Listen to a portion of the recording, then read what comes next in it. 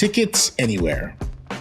Tickets Anywhere allows admins to make modifications to tickets using commands prepended by the pound symbol. Don't worry, it's not available to your end users. Even if they use the codes, they will be ignored. Tickets Anywhere is most powerful when used by email. You can work a ticket directly from your email client. In this example, we add 15 minutes of time worked to the ticket and then close it.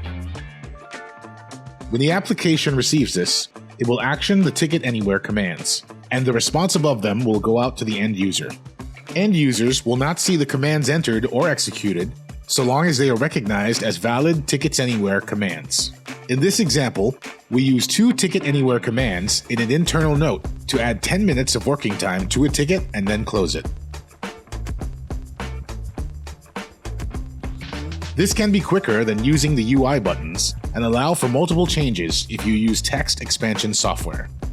A link to the full list of commands can be found in the video description.